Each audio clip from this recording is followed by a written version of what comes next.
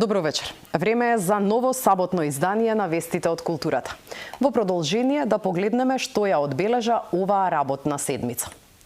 Животот на филмскиот продуцент Панта Мижимаков може да се преточи во филмска приказна, а комплетирањето на неговата архива ќе биде голем предизвик за кинотеката на Македонија, рече директорот на кинотеката на комеморацијата за Мижимаков која се одржа во понеделникот. Најистакнатиот македонски филмски продуцент почина на 5 март на 79 годишна возраст. Во кариерата бележи над 100 играни, долгометражни, краткометражни и документарни филмови. Нема подобар начин да се разбере Панте Мижимаков освен како историја или приказна. Ова го кажа режисерот Јани Бојаджи на комеморацијата за Панче Панта Мижимаков, најистакнатиот македонски филмски продуцент кој почина на 5 март на 79 годишна возраст. Панта беше во право и брутално искрен во уверувањето дека филмот во Македонија нам ни дал повеќе отколку ние нему. Ете, за наша среќа, така беше и со Панта. Тој нам, на луѓето кои со него ги споделувавме животните и филмските приказни, ни даде повеќе отколку ние нему. Му благодарам на филмот што го запознав и што можев да живеем и работам со него.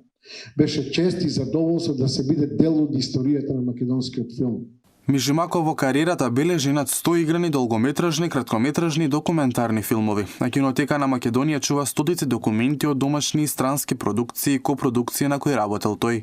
Ние сме генерација филмаши кои што му припаѓаа на филмот, ама Панта му припаѓаше на филмот и филмот му припаѓаше на Панта. Бидејќи низ целиот живот професионален, ние бевме наше друштво, старо добро друштво филмаши. Директорот на кинотеката Бошко Груевски рече дека животот на Мижимаков може да се преточи во филмска приказна и дека комплетирањето на неговата архива ќе биде голем предизвик за кинотеката. Мижимаков студирал на Академијата за театар, филм, радио и телевизија во Белград. Бил продуцент и менаџер на продукција на филмовите како Срекна нова, Преко езерото, Gypsy Magic, Миротворец и Исправи се Делфина. Во 2018 ја прими наградата Златен објектив на кинотеката на Македонија за исклучителен придонес во македонската кинематографија.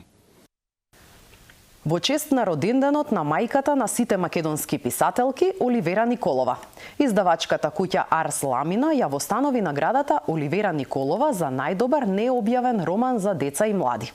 Мисијата на наградата е двојна: да се одржи континуитет на големото авторско име на Оливера Николова со символично творечко надоврзување на нејзината бележита трага во современата македонска книжевност, како и да се ревитализира еден од жанровите во кој создаваше Николова, романот за деца и млади. Со оваа награда сакаме да ја зачуваме книжевната традиција што ни ја остави Оливера Николова и нејзиниот придонес во македонската литература и романот за деца и млади е немерлив. Со своите дела таа внесе автентичност, емоционална длабочина и хуманост, кои денес инспирираат генерации читатели. Нашата мисија е со оваа награда да го поддржиме овој книжевен жанр, да му дадеме нова сила и да поттикнеме автори кои ќе продолжат оваа значајна традиција. Ги очекуваме сите автори кои да пишуваат и сакаат да пишуваат за деца и млади, да ги пратат своите ракописи најдоцна до 11 јуни на адресата konkurs@arslamina.com. Наградата ќе биде на првиот конкурс ќе биде објавена некаде во септември и имаме намера да секој 11 март биде објава понатаму за новиот победник и да имаме по еден нов роман за деца и млади секоја година. Посебна благодарност сакам да изразам и на Јана Андреевски и целото семејство на Оливера Николова, бидејќи ја даваат нивната поддршка на оваа иницијатива и таа поддршка многу ни значи. Се надеваме дека нема да ги изневериме и дека ќе продолжиме со нашата работа да ја продолжиме мисијата на Оливера, а тоа е да има што повеќе писатели, што поквалитетни дела и да продолжи да живее литературата за деца и млади. Националната установа Универзитетска библиотека Свети Климент Охридски Битола јубилеот 80 години постоење ќе го одбележи со низа програмски активности и институционална промоција во Македонија и во странство. Директорката Емилија Стефановска-Давкова истакна дека пред себе поставиле 5 стратешки цели. Зголемување на бројот на студенти што ќе изнајмуваат книги од библиотеката и меѓународна активност.